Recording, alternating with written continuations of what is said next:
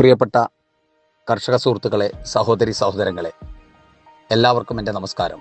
പുതിയ സർക്കാരിൻ്റെ നേതൃത്വത്തിലുള്ള പ്രഥമ ബഡ്ജറ്റ് അവതരണം അടുത്ത ദിവസം നടക്കാൻ പോവുകയാണ്. ആയതിൻ്റെ മുന്നോടിയായി കേരളത്തിലെ കോഴി കർഷകരുടെ പ്രശ്നങ്ങളും പ്രയാസങ്ങളും ബഹുമാനപ്പെട്ട മുഖ്യമന്ത്രി അടക്കമുള്ളവരുടെ ശ്രദ്ധയിൽ പെടുത്തുക എന്ന ഉദ്ദേശത്തോടു കൂടി ബഹുമാനപ്പെട്ട സംസ്ഥാന ഭാരവാഹികളായ സെയ്ദ് മണലായ, ഷബീർ പുളിങ്കാവ്, നമ്മുടെ ടെക്നിക്കൽ അഡ്വൈസർ കൂടിയായ ഡോക്ടർ നൌഷാദ് അലി, ലീഗൽ അഡ്വൈസറായ വിനീതനായ ഞാനടക്കമുള്ളവർ കഴിഞ്ഞ 2 ദിവസം തിരുവനന്തപുരത്തായിരുന്ന വിവരം നിങ്ങൾക്കെല്ലാവർക്കും അറിയാമല്ലോ. വളരെ സന്തോഷത്തോടെയും അഭിമാനത്തോടു കൂടിയുമാണ് ഞാൻ ഈ വോയിസ് ഇടുന്നത്. നമ്മുടെ സംസ്ഥാന പ്രസിഡന്റ് കർണാടക മുഖ്യമന്ത്രിയുമായുള്ള അടിയന്തര പ്രാധാന്യമുള്ള വിഷയത്തിൽ ചർച്ചയ്ക്ക് പോയതിനാൽ കഴിഞ്ഞ 2 ദിവസവും അദ്ദേഹം തിരുവനന്തപുരത്ത് ഉണ്ടായിരുന്നില്ല. അദ്ദേഹത്തിന്റെ നിർദ്ദേശപ്രകാരം ആദ്യം തന്നെ ഞങ്ങൾ സർവാധരണീയരായ MLA-മാരായ ശ്രീ മഞ്ഞളാംകുഴി അലി, ശ്രീ ആബിദ് ഹുസൈൻ തങ്ങൾ, ശ്രീ കുർക്കോളി മൊയ്തീൻ സാഹിബ്, ശ്രീ നജീബ് കാന്തപുരം, ശ്രീ TP അഷ്റഫ് അലി സാഹിബ്, ശ്രീ റഹ്മത്തുള്ള തുടങ്ങിയ MLA-മാരെ നേരിൽ കണ്ട് നമ്മുടെ കാര്യങ്ങൾ അവതരിപ്പിക്കുകയും നമ്മുടെ നിവേദനങ്ങളുടെ കോപ്പികൾ സമർപ്പിക്കുകയും ചെയ്തു. അതിനുശേഷം ആദ്യം ബഹുമാനപ്പെട്ട മൃഗസംരക്ഷണ വകുപ്പ് മന്ത്രി ശ്രീമതി ബിന്ദു കൃഷ്ണ അവരുടെയും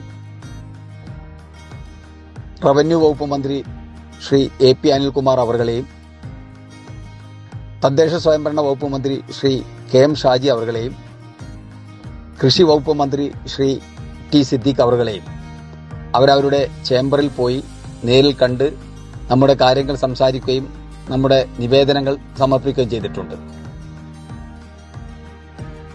നാളെ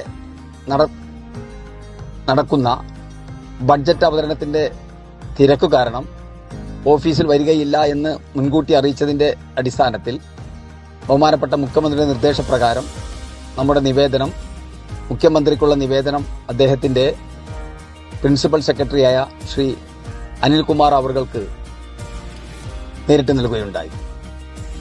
അതുപോലെ തന്നെ ബന്ധപ്പെട്ട ഉദ്യോഗസ്ഥരെയും നേരിൽ കണ്ട് കാര്യങ്ങൾ അവതരിപ്പിച്ചിട്ടുണ്ട്. എന്തായാലും വളരെ സന്തോഷത്തോടുകൂടി, ആത്മവിശ്വാസത്തോടുകൂടി നമുക്ക് അനുകൂലമായ തീരുമാനങ്ങൾ കഴിവതും വേഗത്തിൽ ഉണ്ടാകും എന്നുള്ള ഉറപ്പാണ് ഞങ്ങൾക്ക് ലഭിച്ചത്. ഈ സന്ദർഭത്തിൽ പുതിയ സർക്കാരിന്റെ പ്രവർത്തനങ്ങളുള്ള പ്രതീക്ഷയിൽ നമുക്ക് അനുകൂലമായ ഉത്തരവുകൾ ഇറങ്ങും എന്ന പ്രതീക്ഷയോടുകൂടിയാണ് നമ്മുടെ സംഘടന നീങ്ങുന്നത്. അതുകൊണ്ട് എല്ലാ കർഷക സുഹൃത്തുക്കളും KPFA എന്ന സംഘടനയുടെ കീഴിൽ ഒറ്റക്കെട്ടായി സ്നേഹബഹുമാനത്തോടുകൂടി ഒന്നിച്ച് പ്രവർത്തിക്കണം. പരമാവധി ആളുകളെ നമ്മുടെ ഈ പ്ലാറ്റ്ഫോമിലേക്ക്, ഈ സംഘടനയ്ക്ക് കീഴിലേക്ക് കൊണ്ടുവരുവാൻ ശ്രദ്ധിക്കണമെന്ന് കൂടി സാന്ദർഭികമായി ഉണർത്തുന്നു.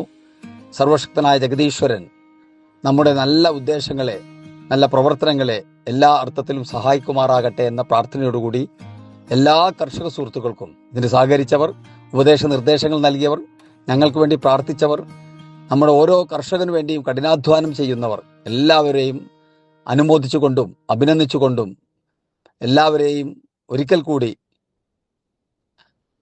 സല്യൂട്ട് ചെയ്തുകൊണ്ട് ഞാനിവിടെ എൻ്റെ സംസാരം നിർത്തുന്നു. ജയ് KPFA.